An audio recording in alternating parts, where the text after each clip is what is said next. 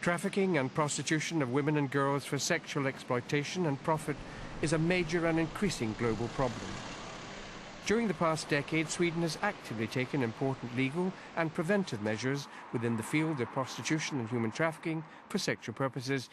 Sweden was the first country in the world to introduce a law in 1999 prohibiting the purchase of sexual services.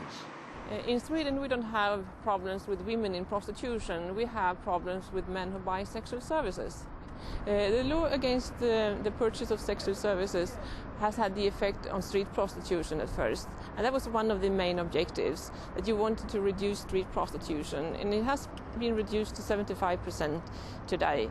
And also we can see that Sweden is not so attractive for traffickers because they don't earn as much money they want to, because this is a poor market for them. So they turn their activities to countries where prostitution is legalized instead. When it was introduced, the public was, some of them at least, against the legislation. Today the attitudes have changed, and we know for a fact today that more Swedes than other people are against buying sex.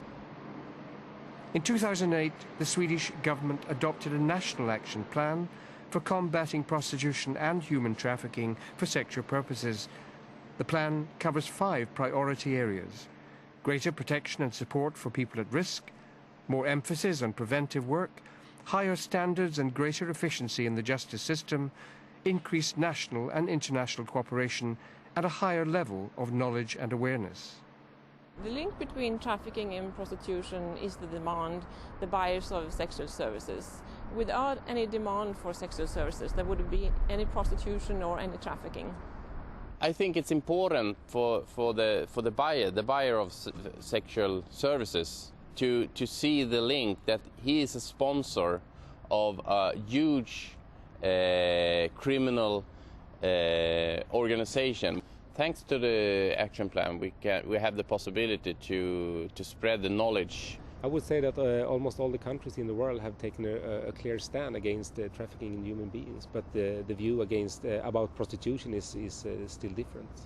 The consensus among Swedish experts is that there is an urgent need to increase and strengthen international cooperation to combat this serious violation of human rights, this violation of individuals' human dignity, this barrier to social equality and gender equality. I think it's necessary to combat prostitution, starting with the human rights principles.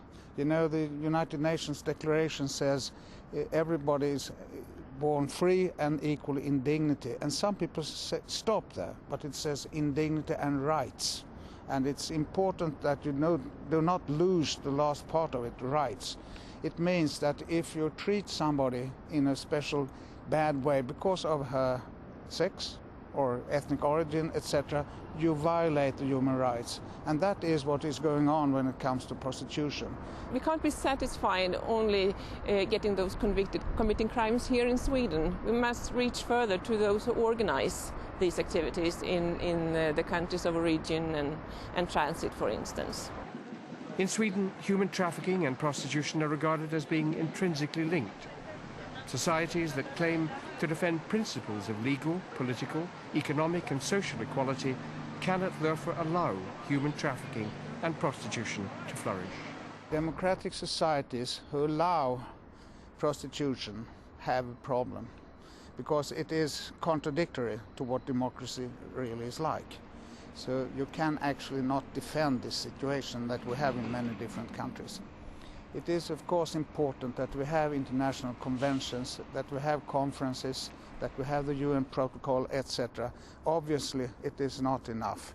More has to be done.